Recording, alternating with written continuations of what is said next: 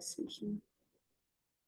Well, so I welcome all of you on behalf of the IMCS, the Asia Pacific region, and welcome to our webinar on International Women's Day.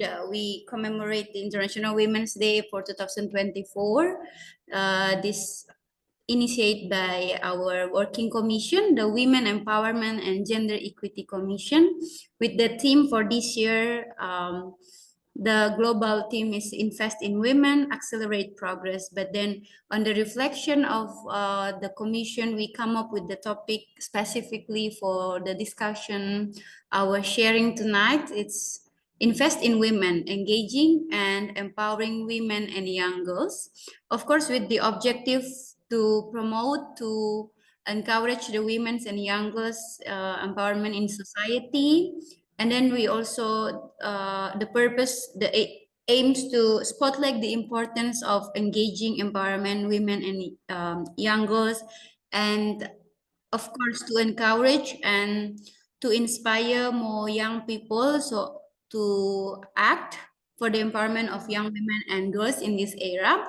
So our panelists today, all they are coming from, some of them are the leaders in their countries as the national movement of IMCS, but also some of them are working with the NGO who's working as the activists for the women empowerment this time. So I welcome all of you on behalf of IMCS. This is a collaboration with the UNTL Human Rights Center in Timor-Leste, and also with Asia South Pacific, the Basic Adults Education, and with our International Youth Training Center in Chiang Mai. So I welcome all of you, and to start our session today, or to go to the main, can you all hear me clearly? I got some message that some of them are okay. Well, thank you.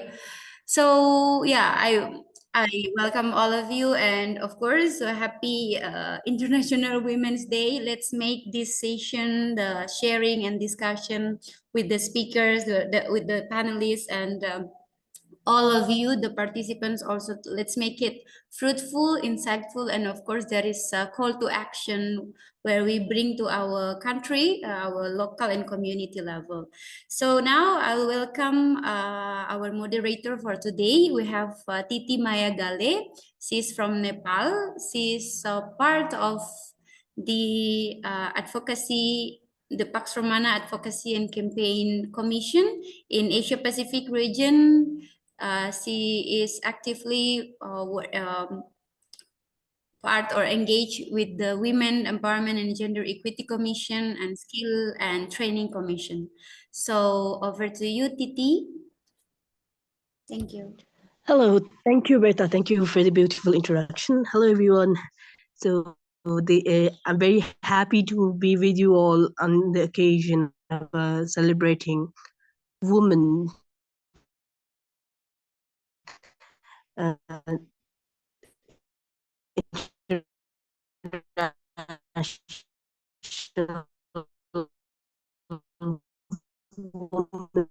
Women's Day, 14th International Women's Day, and I am also Women Empowerment and Gender. I'm very good to see all of you here.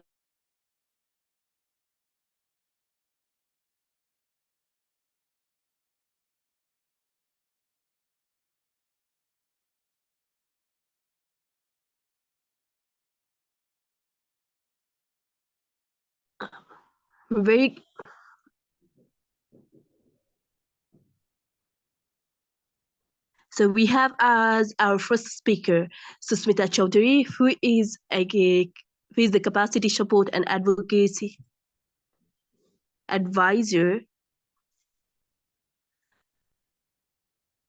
of ASPBAE for the past 6 years, and she also manages the Education Out Loud program supported by Global Partnership for Education in Central Asia region by providing technical support to National Education Coalition to pursue through advocacy, accessible, inclusive, and quality education for all. This is very impressive work that is being done by Susmita, our speaker today. I'm very glad to introduce you all, and I hope the students, our participants here, would benefit a lot from your speech. So, yeah, welcome to the platform, and the evening is yours. Over to you, Susmita Choudhury.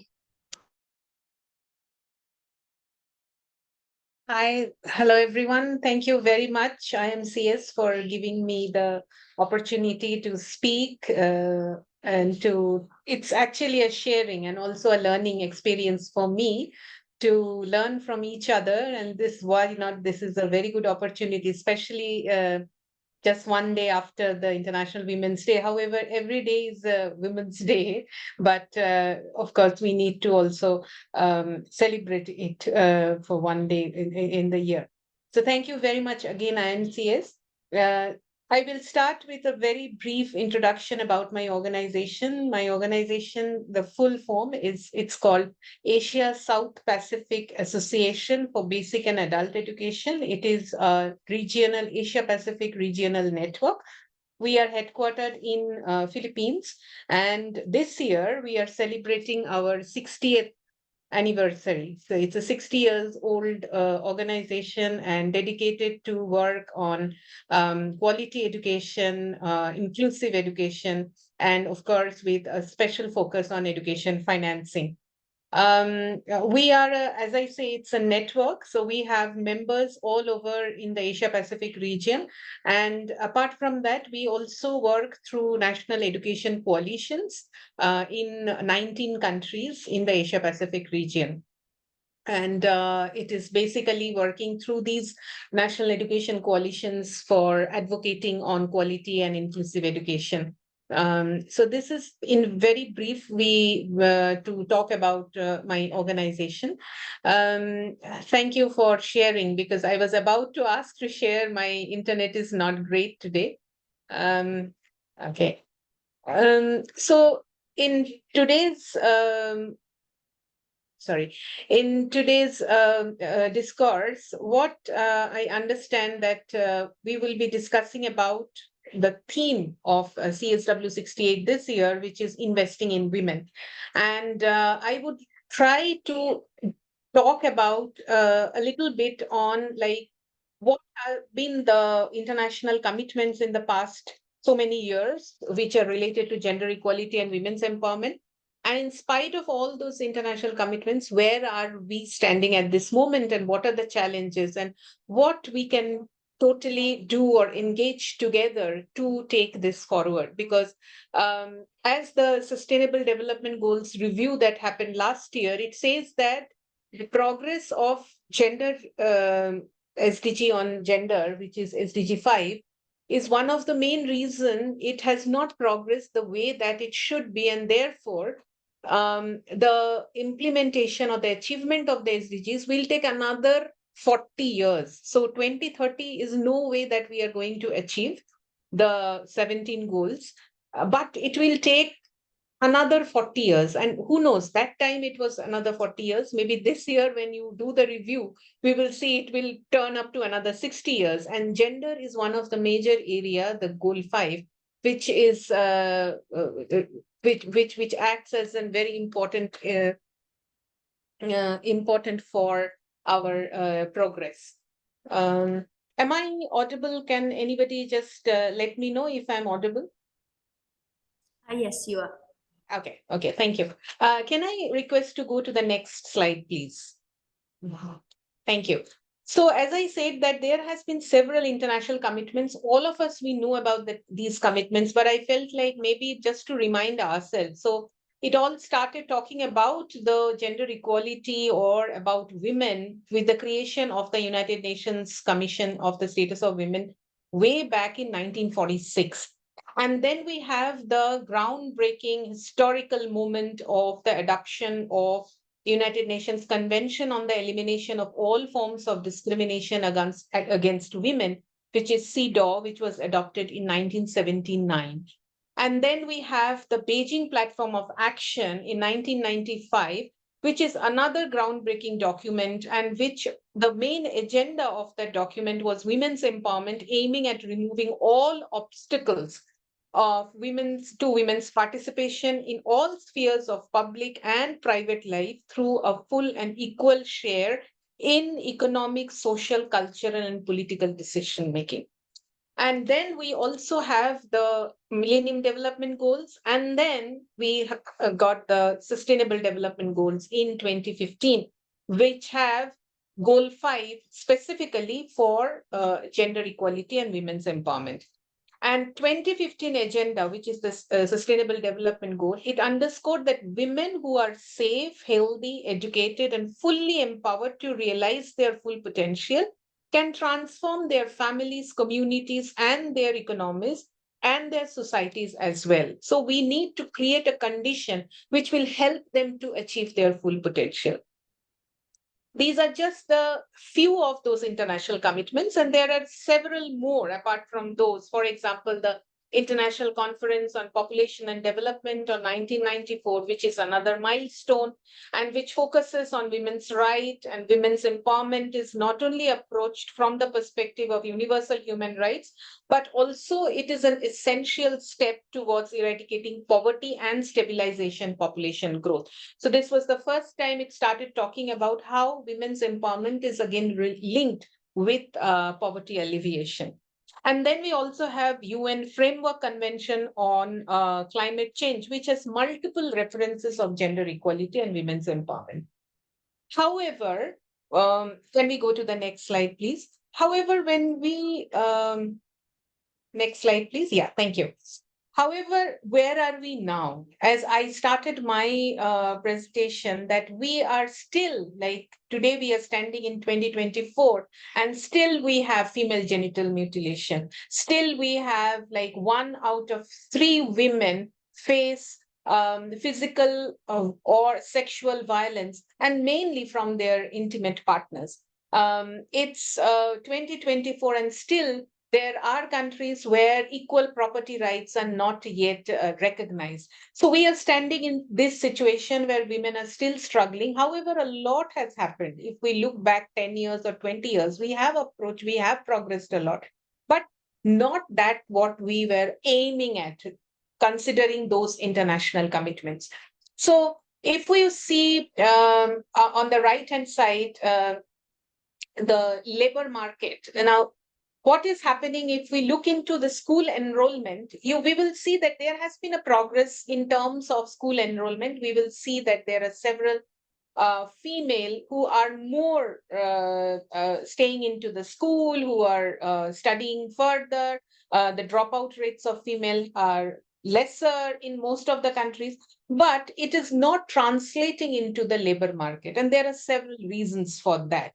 And it's not only that the women are more working at home for their unpaid care work, but also there is lack of support for the women to go out and work and earn on their economy, which also costs economically. The second I feel is that in terms of climate change, so now climate change is one of the major area that there a lot of discussion is happening. There are a lot of discussion happening how climate change impact the women and the girls' health, women and the girls' life. The moderator is from Nepal, and she knows much better than me that Nepal witnessed an increase in the trafficking of young girls after the earthquake. So how it can impact something which is not directly linked to the humanitarian crisis that happened, but it has an impact. So their estimate says that before the 2015 earthquake, it was around 3,000 to 5,000 trafficked girls and young girls were trafficked annually, which jumped to 12,000 to 20,000 after the earthquake. So it impacted, and it's not only earthquake, but any kind of humanitarian crisis, any kind of nature-made crisis, or human-made crisis. For example, when we see wars, when we see any kind of like it's happening for the past 40 years in Afghanistan, in at this moment in Ukraine and Palestine, where women and girls are the first victim of any kind of this kind of crisis. Globally, as I was saying, that 1 in 3 women, like almost 736 million women, have faced physical violence from their intimate partners. And this does not include the sexual harassment. And adolescent girls, 1 in 4 adolescent girls aged 15 to 19 years, they also experience sexual violence from their intimate partner, from their incest as well. So within the family also, girls are not always safe.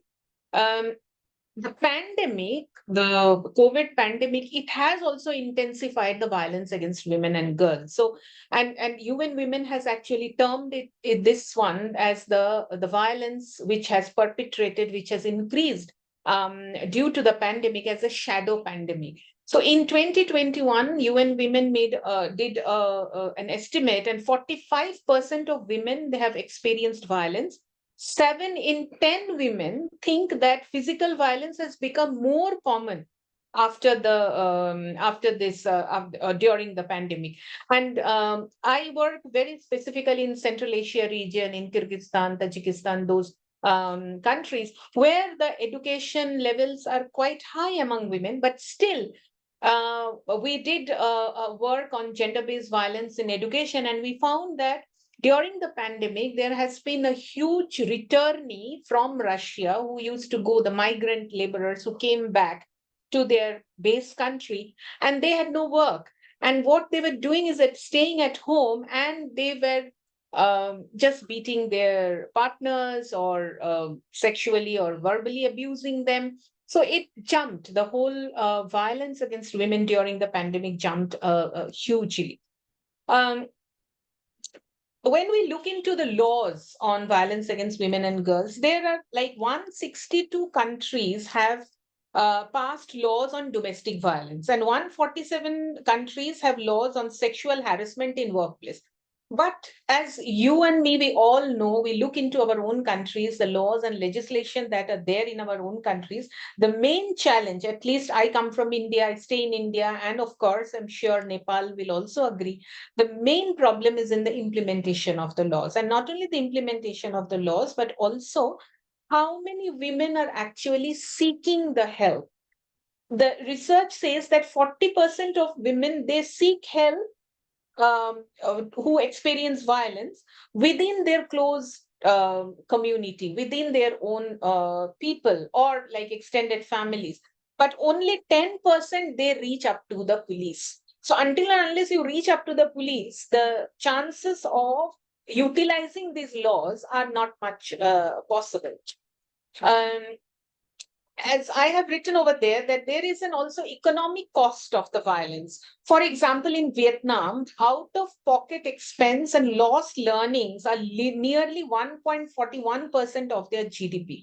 So the research again shows that productivity loss due to violence to women, they earn 35% less than those who are abused. So women who are being abused, they earn 35% less than who are not facing any kind of violence in within their own family and the community.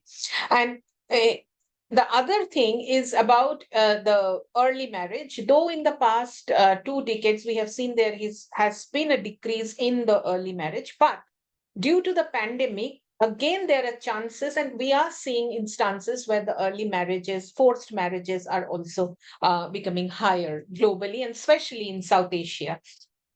We have also seen the school-related gender-based violence, which is another obstacle for the universal schooling. Globally, 1 in 3, similar to the usual violence, 1 in 3 students are bullied by their peers.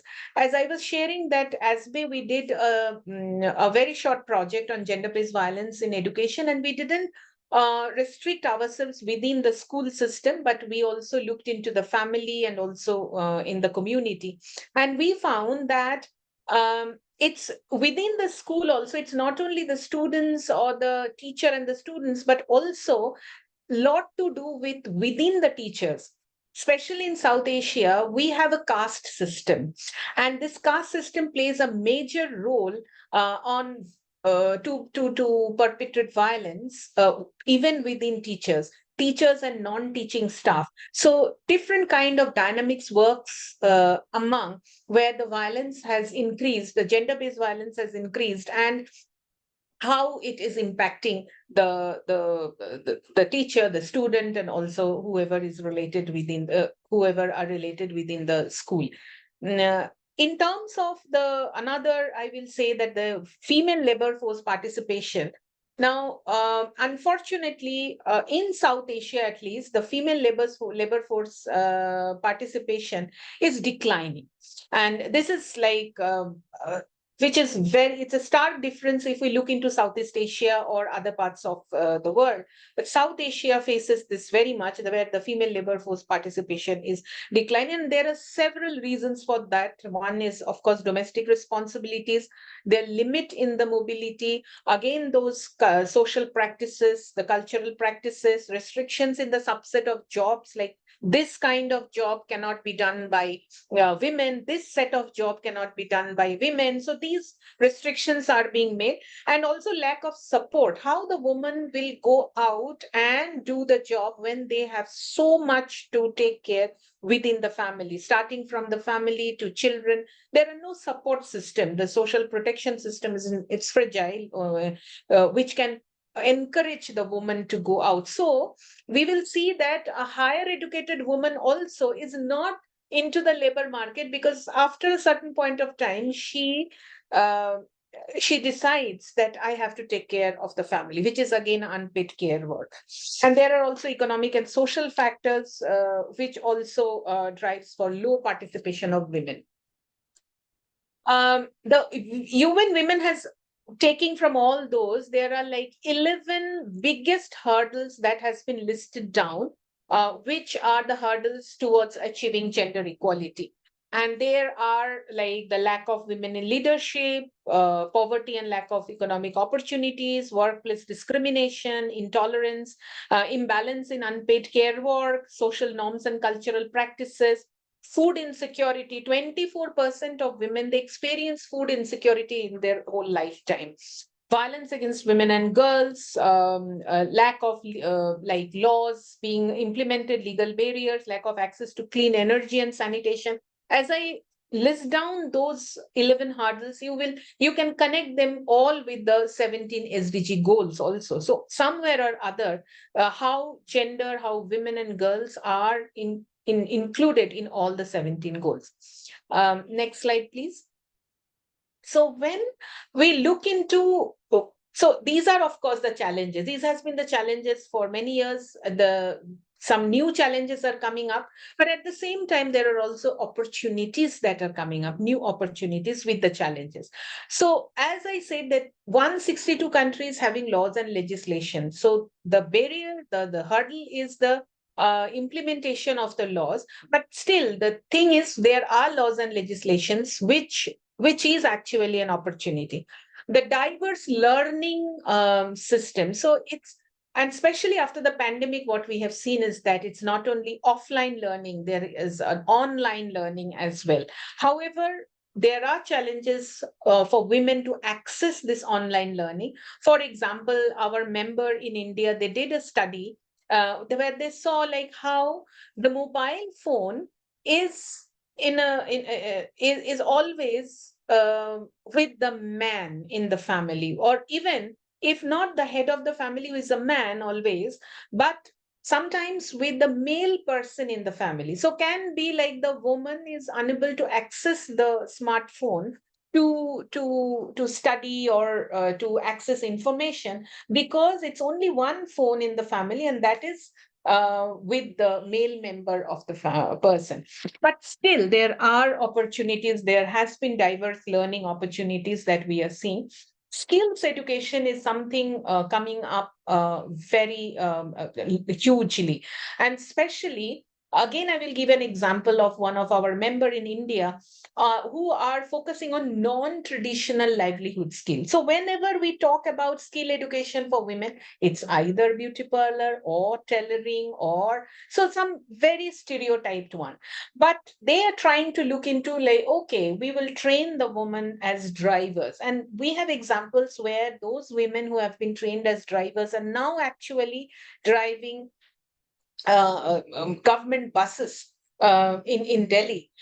So non-traditional masonry, bookkeeping, and then different kinds of which are usually the male we have seen who are doing those skill education, but now they are trying to get into those non-traditional skills. There is also a dynamic shift in the labor market. There are some opportunities we see, like, of course, workplace harassment, the laws that helps a lot. There are also some organizations, some corporate sectors who have come up with creche and others where you can keep your children. And so this shift in the labor market is also coming in. In terms of climate change, women are getting into the discourses because it's a women who actually can build the resilience, and of course, not to talk about the new technologies that have come up. And to see how it becomes significant and what we can do, what are the strategies that uh, all of us together can take up is, for example, like if we see that there is adequate health care, skilled birth attendance, emergency care are there, it can prevent maternal deaths in the community. So we need to work really harder on those areas. There has been lot of examples where we have seen that those things, when they work better, it can actually help. Then there are also girls who stay at school in for 7 or more years, can they get married at least 4 years later and have fewer children. Then again, we have seen that women with ownership of land as men are likely to increase the agricultural yields by 10%. For example, another thing is that women comprise 18% of the world legislation. But we need to see that how many women are actually there in the political participation. Countries where women share seats in political bodies is greater than 30% are more inclusive and more democratic in nature. So all these are only possible when there is a gender sensitive financing mechanism. This year, CSW 68, one of my friends, she was saying that we have been coming to CSW for so many years, but what exactly we are achieving from this? Yes, the achievement may not be like huge that we are aiming at, but we need to occupy these spaces. We need to be visible in those spaces and constantly harp on that. These are the things that we want, because the opportunities are there, the challenges are also changing. We have AI that is coming up so fast, and which can actually be really difficult for a woman, how they can be harassed in the internet. So these new things are also coming up, and we need to also look into how we can address those situations. So I would conclude saying is that we need to look into from a gender transformative approach, gender transformative in the sense where we actually address the root causes and not work on the surface. Like, okay, this many women is coming up, this many women are getting access to their property, or these many women can take their decision, but going more deeper, more in deep rooted causes that we need to address those, and that will help us to take this forward. And hopefully we will be able to reduce those 40 years into at least 20 years to achieve the SDGs. So thank you very much for giving me the opportunity, and over to you, Dekhi. Thank you very much for this wonderful presentation. You have covered the history of how concept of rights of women came to rise, and the status of women today, as well as the opportunities that we have and the challenges that we face. It was really insightful, and I really hope that all our other participants, they also found it really insightful. Now let's move forward, and for the next speaker, we have Elisabeth Lopes from Timor-Leste, and she has been currently working as Deputy Director of University in National Timor La Roja in Human Rights Center and Child Rights Project Coordinator. Uh, yeah, so over to you, Elisabeth Lopes.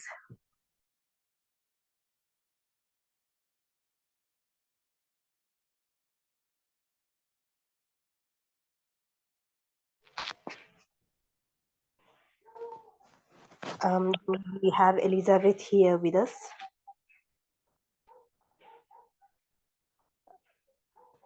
I see that she is here with us, but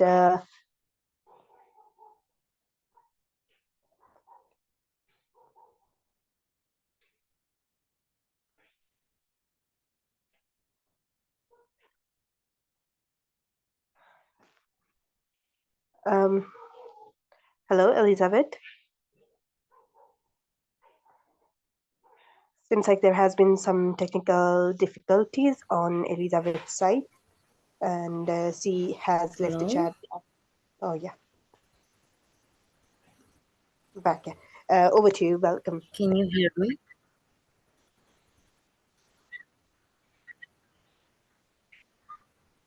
Okay, hello everyone, and thank you all. First of all, I'd like to say my gratitude. Yes,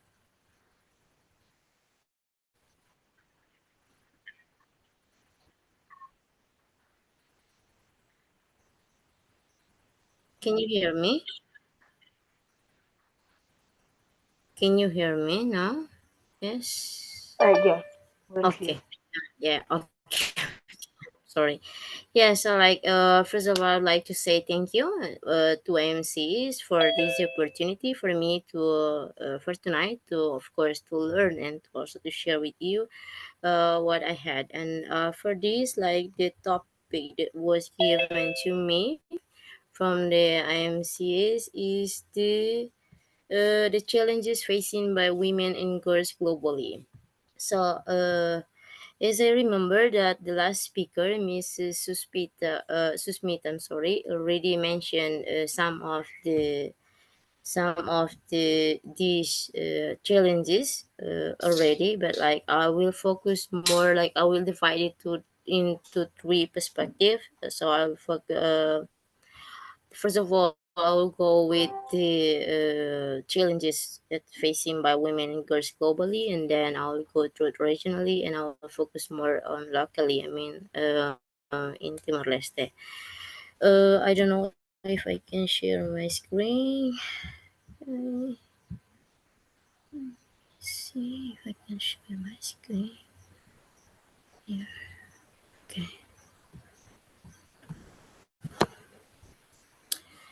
Uh, okay. Challenges that are facing by women. Can you see my screen? Yes, yes, we can see. Okay. Okay. So the challenges that are facing by the girls globally that I am selecting here, the most challenges. First of all, is lack of access to education, and then we have racial injustice, gender-based violence, inadequate healthcare, unequal political representation, discrimination based on disability, and also the last one, unequal payment. So relating to the lack of access to education, so according to the UNICEF, of girls are still not in school, and also the reason why they are not still in the school because of the poverty, gender-based violence, early marriage, lack of safety, hygiene, and also sanitation resource. So this is like one of the main challenges that is facing by the girls globally. Most of girls, they didn't have the right to access to education. And another one, talking about the racial injustice. In this case, as we said in the first of all, like mostly all of the women and girls didn't have access to education. But on the other side, when we are talking about the racial injustice, uh, all women, we are considering the women, children are the most vulnerable people that may face discrimination. But when we are talking about the ethnic minorities, uh, those uh, those groups, those women who are belongs to the ethnic minorities, they face a compound of inequalities. And according to the expert groups like the UN, race and gender intersect in employment. They're facing this racial injustice in employment, housing, poverty, and more. And uh, and also there is also like discrimination based on the salary, etc.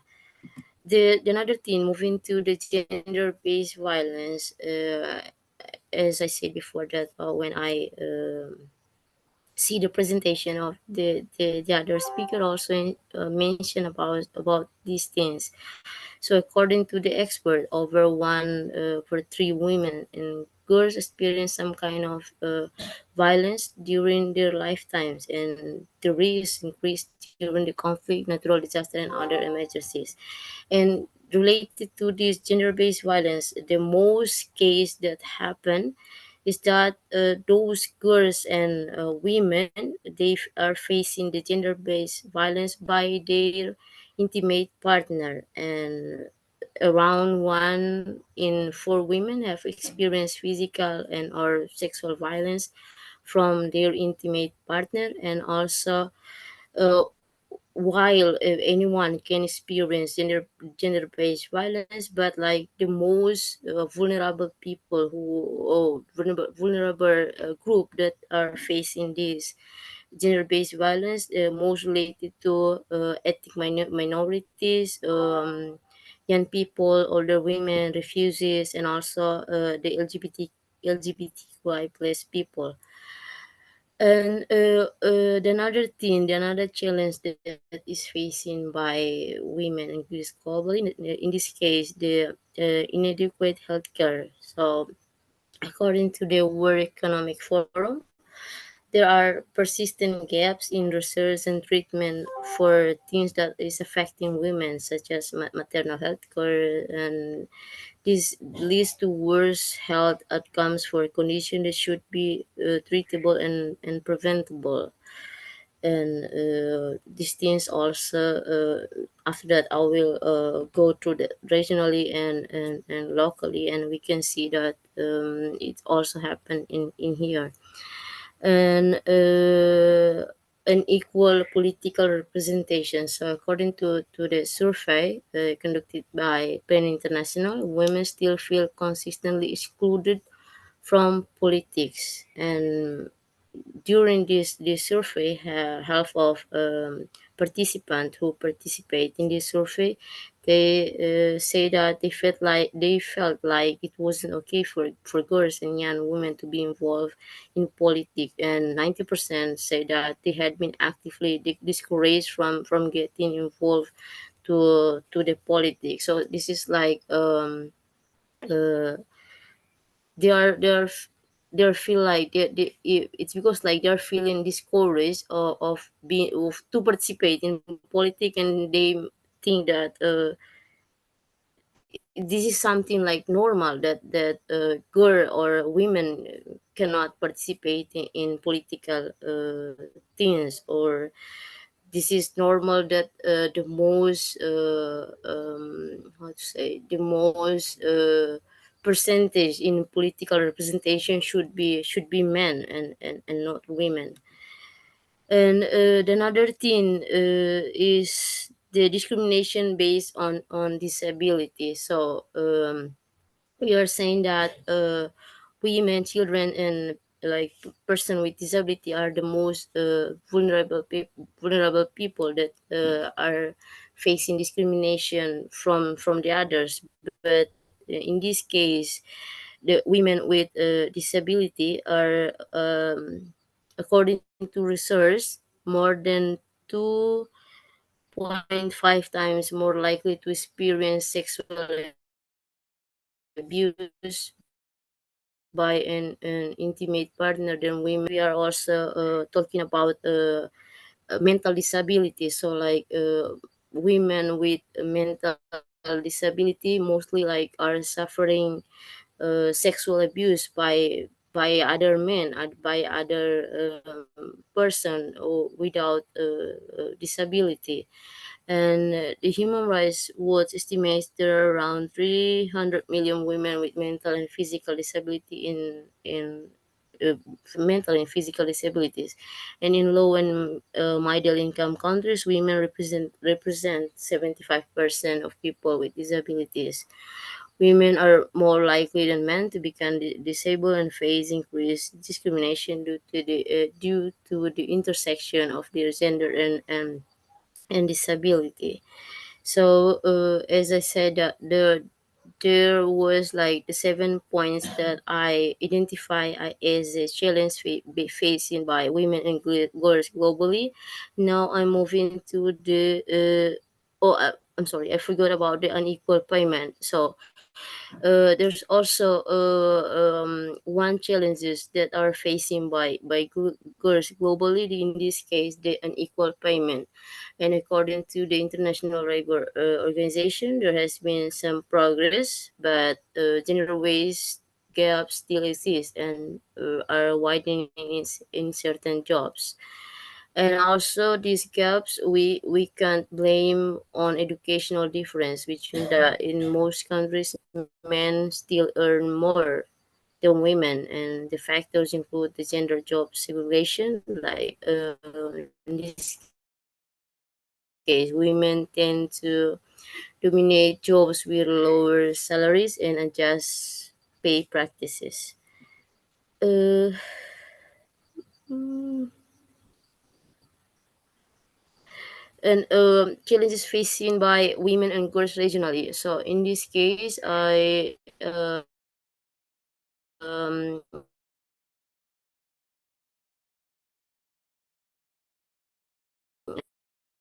identifying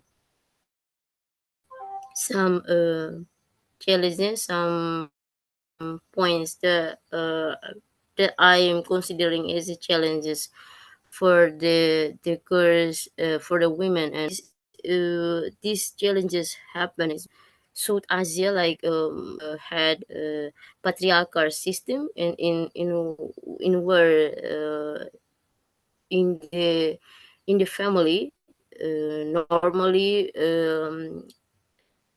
the family prioritize more men or boys than the girls or women. And in this case, women, they are subordinate to men economically or socioculturally, and because of that, the girls and women, they are marginalized legally and politically. And also the majority of women in the region do not have rights to own the land. And also we don't have the power to make the decision, or to be the decision maker in relating to the family resources and others. And the another things is also the case of child marriage, sexual harassment, gender-based violence, including also rape, murder. And also in this case, I found this part also who say that acid attack are also common experience for women and girls in several parts of Asia. And also in South Asia, where 42% of the women reported to have experienced physical and sexual violence, often from the partner. And These abuses are largely tolerated in parts of many Asian societies and strengthen male power in our families or communities and religious institutions because of, like, as I mentioned before, because of the patriarchal system. So in most of cases where women and girls were abused by the men, but in Asian societies, we still tolerate these acts of the men uh, to the girls or to the women. And also the another thing is related to the education in all. So in the region also, 35% of women in South Asia cannot write or understand a short simple sentence. Likewise, 46.5% of young women are not participating in any form of education, employment, or training opportunities. And also, this happened because of as mentioned before, because of the poverty, because of the early child marriage, and also because of the patriarchal system in where the family give more opportunity to the men rather than women or girls. And the other thing is forced marriage. So, this one is more related to the pandemic. So, in where families face greater financial distress due to the pandemic, so more girls were pushed into early and forced marriage. And according to the study in South Asia, 1 in 4 girls are married before their 18th birthday. And among these girls, aged 15 to 19, that have either formerly been married or are currently married, and 90% of them have experienced physical or sexual violence by an intimate partner. Uh, and where we are talking about the challenges facing by women and girls in my country, in Timor Leste, there's also related to unequal payment, like of the participation in decision making, early marriage, and also lack of political participation. Unequal payment, from the study that I get, from the report that I got, women and girls face challenges in Timor Leste just 20% based on my experience, because I'm also working. Based on my experience, there is no, like I so like when I see that in the other states, in the other countries, there is like an equal payment for women and men who are doing the same work, or who are doing the same job. But like in my country, in Timor Leste, the study say that there is 20% of women are paid for their labor, but like in terms of like the payment for women and men who are doing the same work, there is no difference. There is no uh, um, difference between the salary, the payment that the state or will pay for the same person who are doing the same, for the women and men who are doing the same job, or who are doing the same work. And another thing is lack of participation in decision making. So like uh, as part of the Asian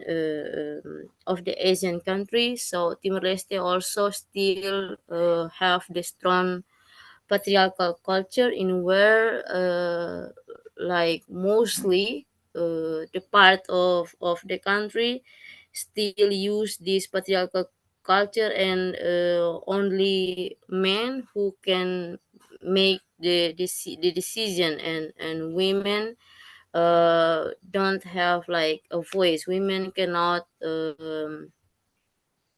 do the decision related to any kind of family matters or etc. So like the the men who had more power, who had more who have power to decide, and the women mostly don't have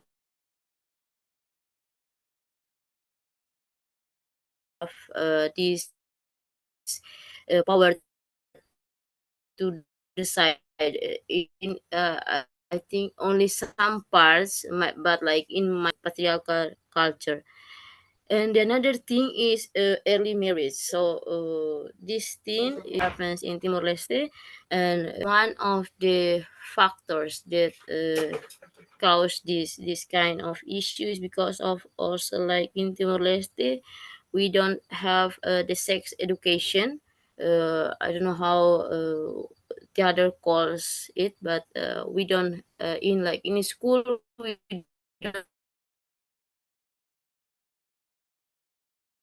don't have we just to and because of that many girls are getting pregnant while they are sitting in the school. And like in Timor Leste culture or tradition, when girls are pregnant, they are like forced to marry the man or the boy. So because of that, there is a lot of case of early marriage here. And also when a girl is pregnant, he also cannot continue his study. So he also like not drop out, but like because of the culture, because of the society, the girl will marry and will not continue his study. And because of that there is also as mentioned before, there's also one of challenge is education. And the last one that I identified in this case, the lack of political participation. So like regionally in Timor Leste, I will say that the participation of women in political is quite good, because like we have a law that says that in this case related to the parliament. So one in three men, there should be one woman in three men that should be participate in the parliament. But still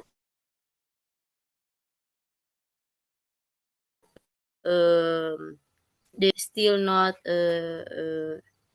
still lack of political participation because those women, they are in the parliament, but also most of them like don't have voices. So they are just there because of the law say that they should be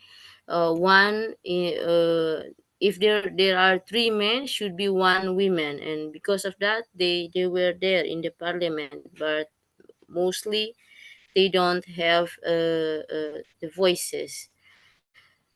And also relating to the, I'm also highlighted here the village level election. So like in 2016 there is also a law that addressing the participation of women in the village level election. So in the last election of the village, there is also women who participate in the election, and some of them also were elected to be the chief of the village. So but still there is a lack of political participation because there is no to say uh, not equal as men. uh, okay, I think this is my presentation, and thank you.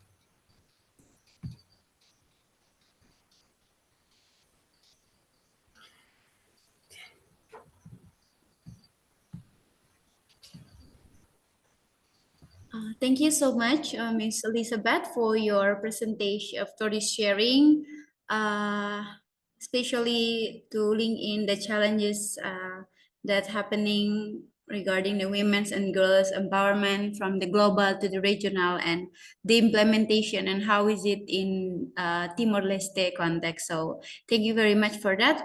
Let's move on to the our third speaker for today. We have Sudes Abenakaya. So he's from Sri Lanka, a member of he's a teacher, the journalist, also short film director and researcher. So he completed his bachelor's in mass communication at the University of Kelaniya, Sri Lanka, and he has a passion for furthering his education and expanding his knowledge in the field of media and media studies and communication. And right now, or currently also, he is working together with the IMCS Asia Pacific, the Women Empowerment and Gender Equity Commission. So I welcome Sudis. Hi everyone.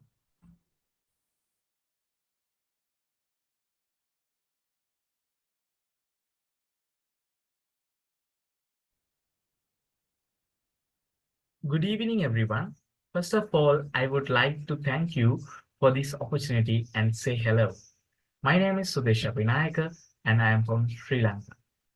So, in my opinion, setting aside one day as a special day for women restricts women's freedom of movement. Women should be celebrated and empowered every day, not just on one designated day. It is important to recognize and support women's achievements and contributions every day. By celebrating and empowering women every day, we can work towards creating a more inclusive and equal society. This can help break down barriers and stereotypes that limit women's potential. By promoting gender equality daily, we can create a more supportive environment for women to thrive in all aspects of life. It is essential to continue advocating for women's rights and opportunities beyond just one designated day of recognition. We must work for women's equal rights every day. Work should be done to encourage women. Here, like the women should work with a good understanding. Empowering women should be a continuous effort, not just a one-time acknowledgement. It is important to advocate for gender equality in all aspects of life to ensure women have the same opportunities as men. Challenges of women and girls, young girls. In the face of the economic crisis, women do not have a stable economic pattern. A lack of stable economic conditions of self-employment, exploitation of services due to a pay gap. This can lead to financial insecurity and limited opportunities for advancement in the workforce. Addressing these issues requires systemic changes to promote gender equality and compensation of all individuals. Challenges in accessing needed health services. For example, problems arise in accessing sexual health services. This can result in negative impacts on overall well-being and quality of life. Empowering access to health services requires addressing barriers such as affordability, availability, and stigma surrounding certain services. And another one is challenges regarding the right to education. For example, confining the women to the house after learning to a certain extent or ending her education after marriage. This can limit opportunities for personal and professional growth, maintaining gender disparities in various fields.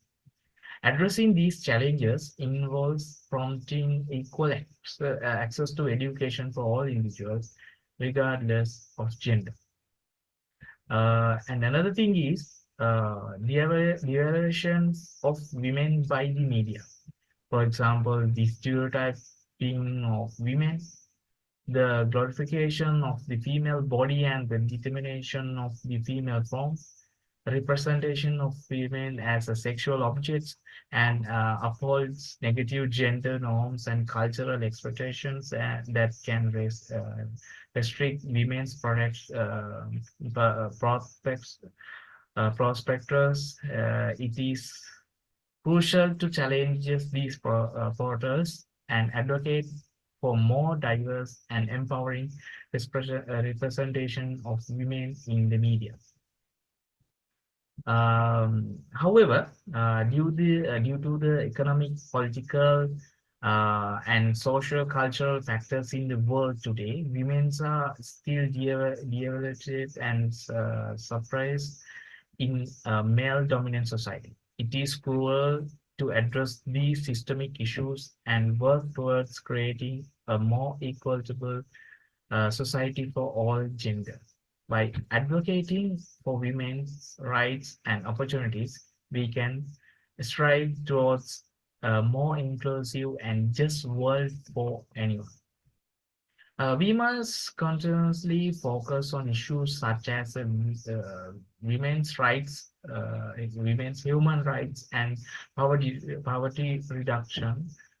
This includes challenging traditional gender roles and stereotypes that limit women's potential and opportunity.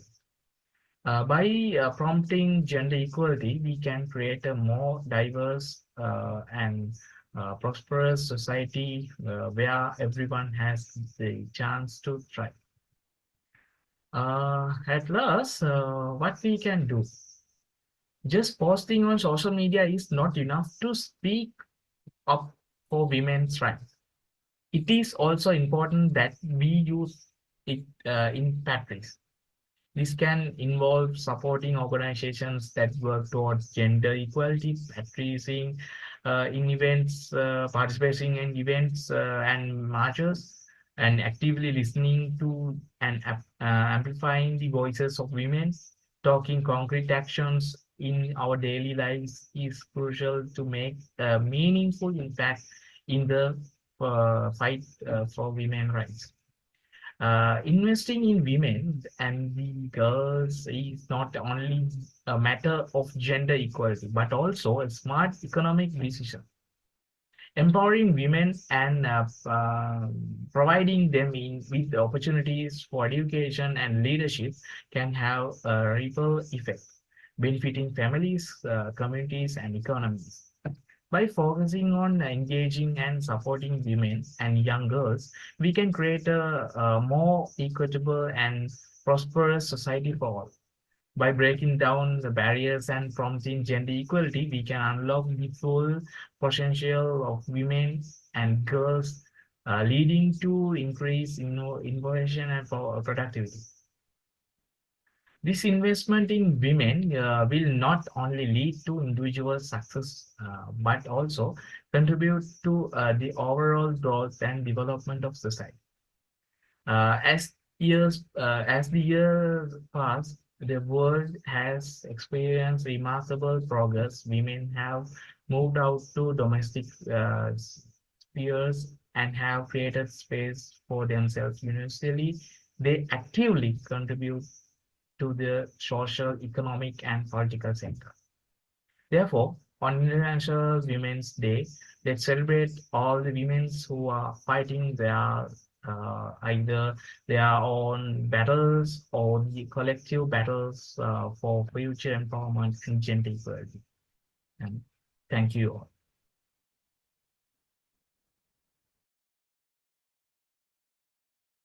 Well, thank you, Sudes. And so they have faced a cut off in Sri Lanka, so he chose to make it in video, and it's to better make it short and be able to share his thoughts with all of us here.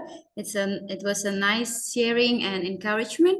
Our moderator still has some problem, so let me continue.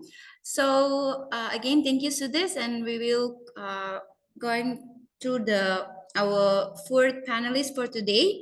But if the participants, if all of you have any questions that you want to ask to our panelists from the first, second, and we also finished with the third panelist, you can share in the chat box. So later on, the moderator will read it out.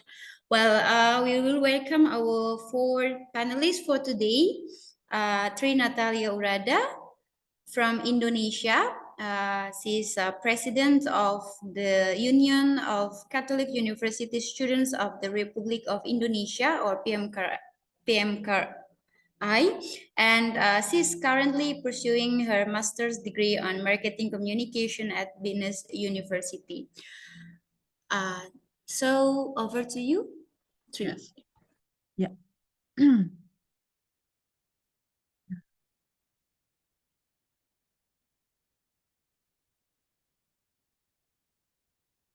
Okay. Thank you, Berta. Okay, thank you very much for inviting me to share a story and experience, as well as perspective on talking about women. Okay. Ladies and gentlemen, the first time I want to say Happy International Women Day to all of you guys. I'm here on you today, not just Sri Natalia Urada, but as a representative of a movement that believes in the power of women, in their capacity to lead, to inspire, and to change the world. As the president of the Catholic Student Association of the Republic of Indonesia, PMKRI, I'm honored to address this internet gathering on the crucial topic of investing in women and empowering young girls. Okay. In our modern society, women have made remarkable strides towards equality. Yet, we still find ourselves facing barriers, particularly in leadership roles. There exists during fear of male dominate, a fear that has often held women back from stepping into position of leadership. However, it is imperative that we convert this fear and boldly assert our rightful place as leaders. As young women, we must not say not shy away from leadership roles. We must embrace them with confidence and determination. We must show the world that we are just capable, just competent, and just as deserving of leadership position as our male counterpart. And we must refuse to be limited by gender stereotype or social expectation. But But our journey towards leadership does not end with our own aspiration. It extends far beyond to the countless young girls who look up to us and who yearn for role model, for inspiration, for guidance. We have um, we have responsibility to pave the way for them and to inspire and empower them to dream big, to aim high, and to never settle for anything less than their full potential. And at PEMCRE, we have been at the forefront of like at advocation for women rights and empowerment. We have implemented a program aiming and mentoring and training young women, equipping them with the skill and confidence they need to success. And we have cultivated a culture of inclusivity and support where women are encouraged to step forward and take on leadership roles. And I'm proud to say that FEMCRE has seen a rise in the number of women taking up leadership position as both the national and regional levels. In fact, I'm the third female president of PMKRI, and following in the footsteps up to remarkable women who come before me. This is a testament to progress we have made, but also a reminder of the work that still lies ahead. As we gather here today to discuss the importance of investing in women and young girls, let us recommend yourself to discuss to the cause. Let's us work thoroughly to break down barriers and to challenge um stereotype, and to create a world where women are truly valued and empowered. Together, we can build a picture with every girl, regress of her background or circumstance, has the opportunity to thrive and success. And in conclusion, yes, in conclusion, I agree. I urge all of you to join us in this journey towards gender equality and woman empowerment. Let us let us stand together, united in our belief that every woman and every girl deserve the chance to shine. Thank you so much. Thank you, guys. Thank you. Thank you very much, Tri, for your sharing and also share about what PEMKRI has done, the progress and the success, how they empowering the young women in the leadership. And as she's now the third president of PMKR, the third women president. So that's an insightful sharing from from Indonesian movement as one of IMCS national movement. Thank you very much for that. Now we will proceed to our last speaker for today. We have So 3 is the president from our national movement from Indonesia. And the last but not least, we have another women leaders, our president from Bangladesh Catholic Students Movement. We have Pauline Shrabani Baroy here.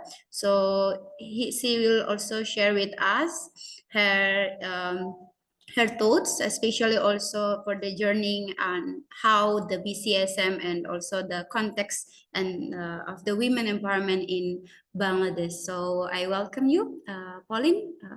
Floor is yours. Thank you, Bertha.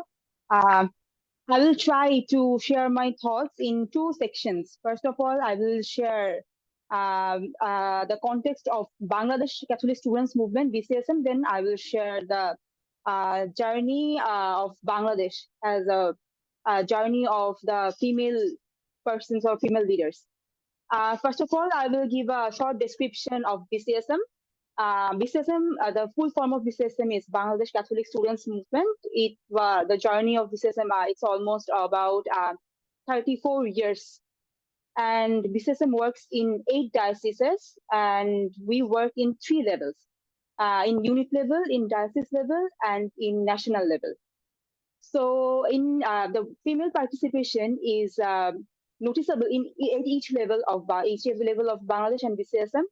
And if we talk about the national level, and the national level, the member is almost about 7 people, and the 3 people are now in female. It's a very huge thing for us, because in previous years there were most of them, there were only 1 or highest there were 2 female leaders in the group, but now it is with 3 people in the team of 7. And if we can see in diocese level, the percentage is almost 40 to 50%, and even in some dioceses, it's more than male. So it's a huge thing for us, but though we are moving forward, but there are some challenges we face. We have family issues or family restrictions and social restrictions. But still, despite of everything, the support we get from the male is keeping us moving forward and helps the female to lead the movement. Now I will share the context of Bangladesh. Am I audible, right? Yes, you are. Okay. In Bangladeshi context, but can we go to the next slide? Yes. Women empowerment is not only a matter of fairness, but also a prerequisite for a just, prosperous society. By empowering women, we unlock the potential of contribution of every aspect of life, fostering progress and creating a more inclusive world for everyone. Now, women's empowerment has advanced significantly in Bangladesh over past few years, resulting in noticeable changes in many sectors of society. Women in Bangladesh have become a key factor in nation's development, improving access to healthcare, education, and workforces, as well as increasing economic participation. Next slide, please, Bata. Yes, here I'm showing some of the sectors women are really doing great. There are so many sectors, but I am showing some of the major sectors there where women are doing really great.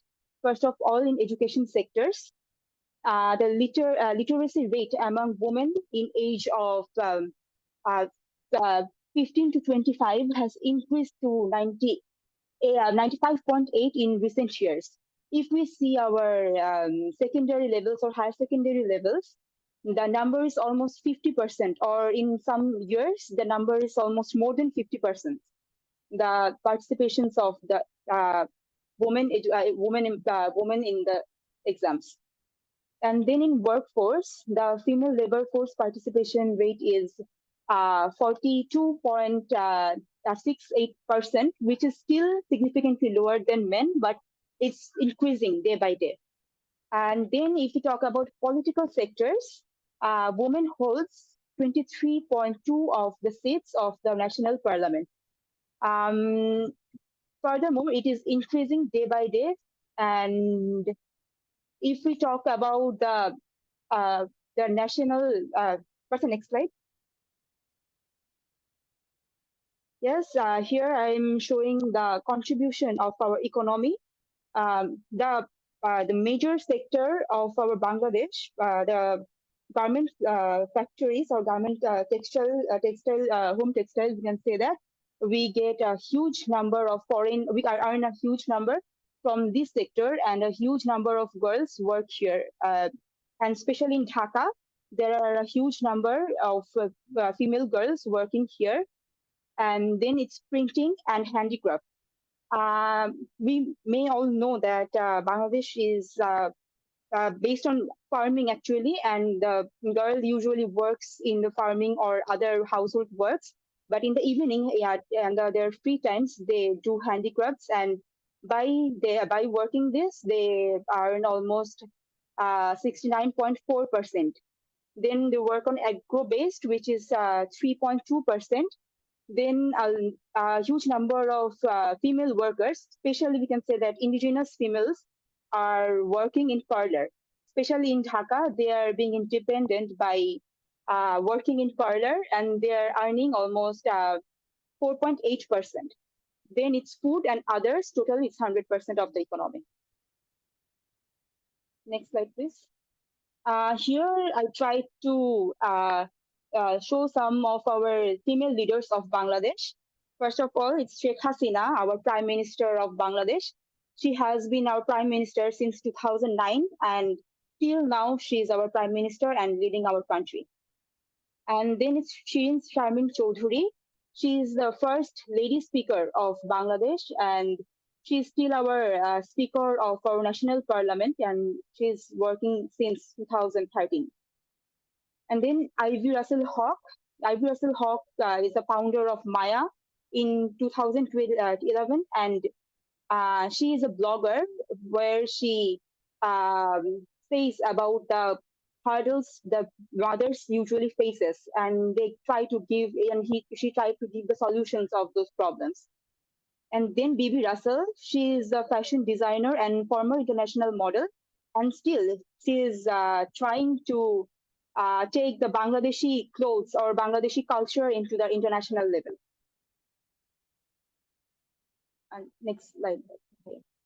Now there is some challenges we Bangladeshi female usually face, and the first of all is the absence of female support.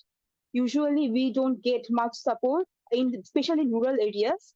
They don't get much support from their father or their brother or the elder person.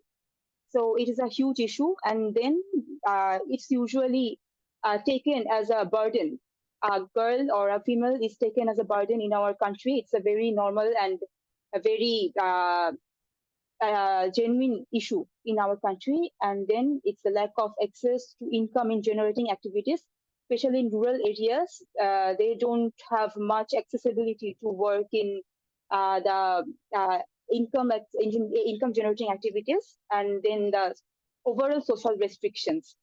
It is the challenges we usually face in Bangladesh. It's the main barriers to keep stopping people, the girls, to moving forward. And I believe by supporting and investing in women, we can unlock the untapped potential of half of the population, driving economic growth and social progress. Thank you.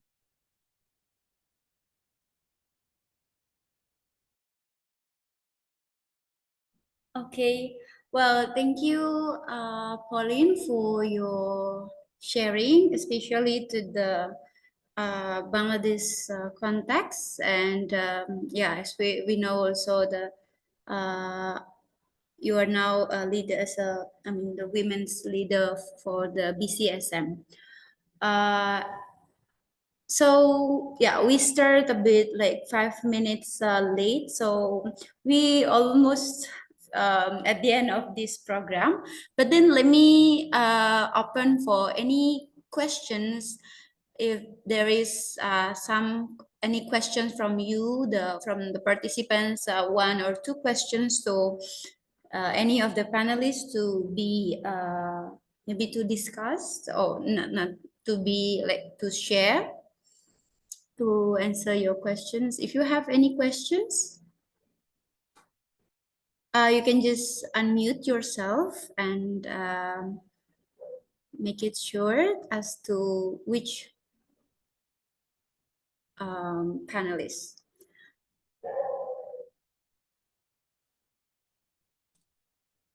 Well, we have in the chat box from Brian. Hello everyone, I'm Brian, and I would like to ask and to know your insights of women in politics that impact to the society.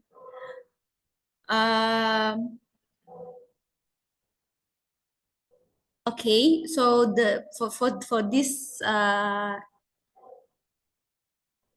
it's not actually questions, but he wants to know what do you think about women in the politics, about how it will be, it impacts to the society. So maybe any of the panelists, I think in the first sharing, Ms. Susmita also talk about this. So would you like to share of this? Thank you.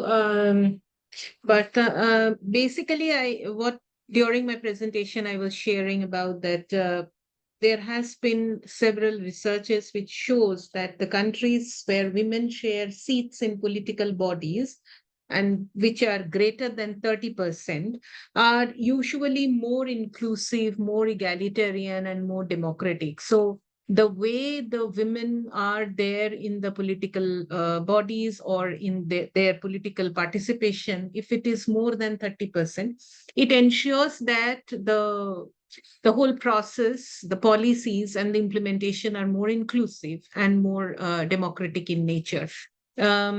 I think that maybe there are very specific examples in India. It's difficult to give, or no specific studies has happened in that manner where we can really do this study and come to this conclusion. But this is a global study that I am talking about. I'm sure Pauline can give more example because they have very long, like a woman president and also a lot of women in the parliament. Thank you so much.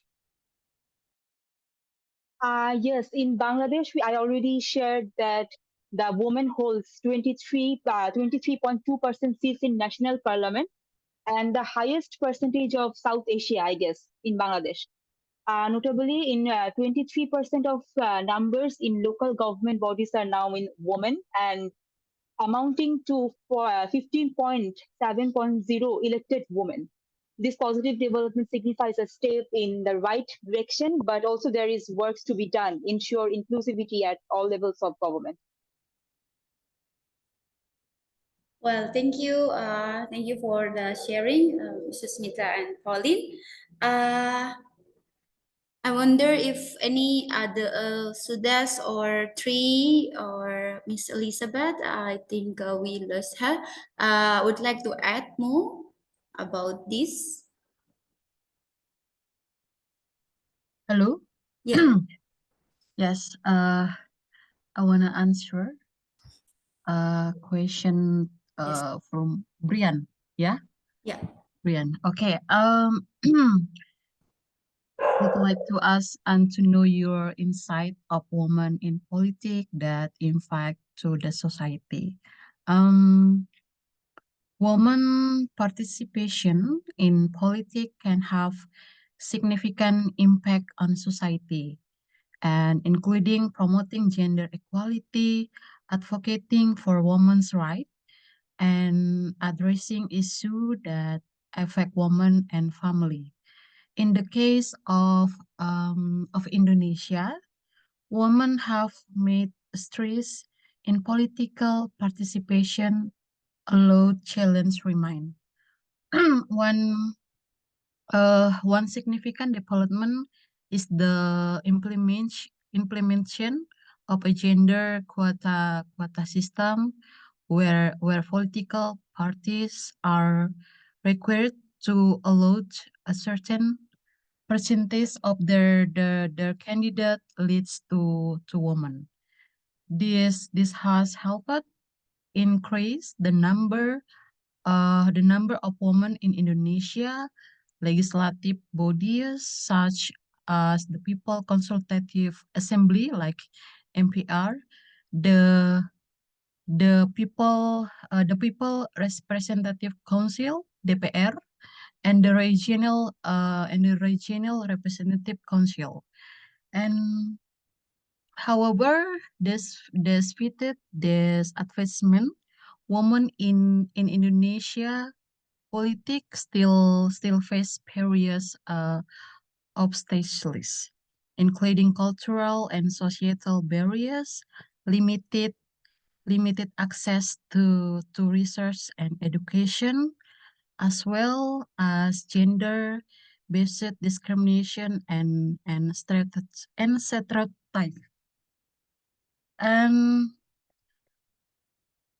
Okay, thank you. Well, thank you. Yeah, thank you for your sharing. Thank you, Father Jojo also share about the Pope urged the respect for complementary dignity ahead for the ahead of International Women's Day. So we all can go through that link. And let's bear for one more question for now. It's from Graciela. Hello everyone, I'm Graciela. Question is, how can we reduce the negative practice of patriarchy culture and gender equality issues enough to empower women, or we need to more than? Oh, okay. So I believe what the C mean is how to reduce the negative practice about the patriarchy culture and make more practice more gender equality in the society to empower more women. So any of the panelists would like to answer, please? If I may, Martha, as I was saying that the gender transformative approach, which is more linked to creating opportunities for individuals to actively challenge the gender norms, the harmful practices, and then promote a very enabling environment. In this whole process, when we design program in the framework of gender transformation, gender transformative approach, I think one of the major area to challenge patriarchy will be how do we engage men and boys in this whole process.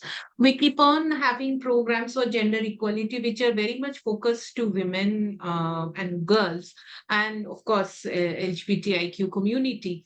But I think it's also very much important to address the men and boys, to build their capacity, to make them understand what are the issues of the women. And equally, the women also need to understand, because there are also issues of men and boys. There are also some kind of pressure on the men that you are the breadwinner, you are supposed to earn for the living, and those pressures are also there on men and boys.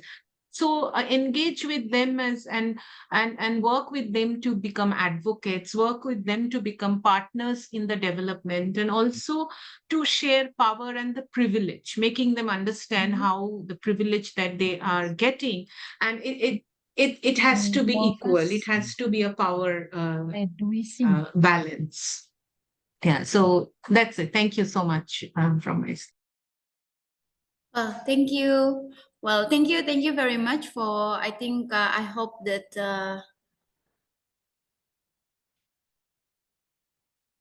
okay, the answer can be from Ms. Susmita also can answer your questions, Graziella.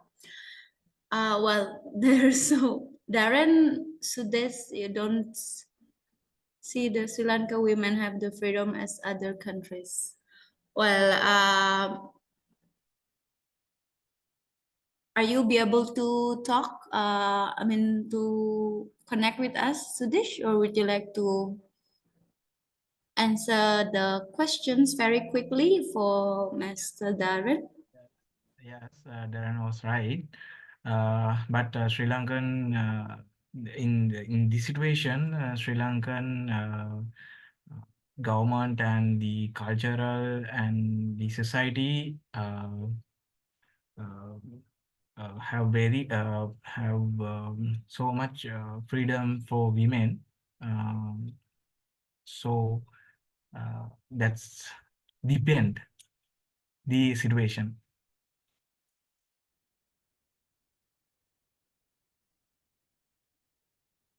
Okay, well, I hope that could answer what you want to know or what you want to address is to stress, Mr. Darren. So again, thank you very much for all the panelists for your very insightful sharing your thoughts of the invest in women, engaging and empowering women and young girls, and how all of you bring the current the situation, the context of your own countries as what's the challenges and then what's the opportunity, and at the end you also give the encouragements how we can empower women and young girls together. So thank you very much for that this very wonderful and insightful sharing from all of us, and also of course for the participants. For now, I'd like to ask everyone if it's possible for us to turn on our cameras.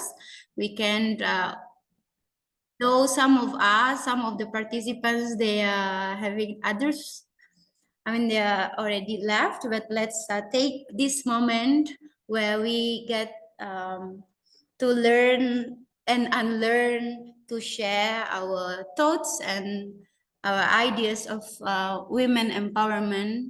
So can we have others? We'll wait for you in 5 seconds.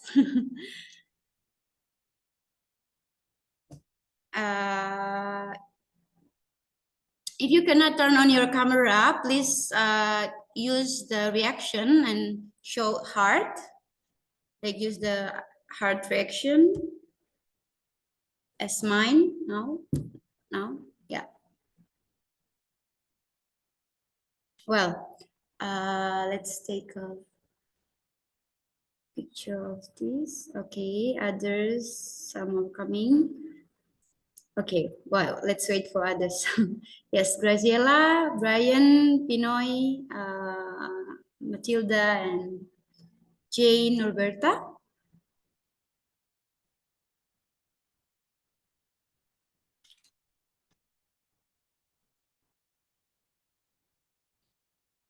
Well, yeah. Yes, let's take a picture. So I'll count 1, 2, 3. Let's take one more. 1, 2. Oh, sorry. One more. Sorry. 1, 2, 3. All right. It's wonderful. Thank you, everyone. Every day is women, and not just in social media, but we practice on our life with the community. So happy International Women's Day. Thank you for your participation in this webinar organized by Women Empowerment and Gender Equity Commission of IMCS Asia Pacific. Have a wonderful day ahead. Bye-bye, and see you again in our next program. Thank Bye-bye. you. Bye-bye. Bye, everyone. Thank you so much, everyone.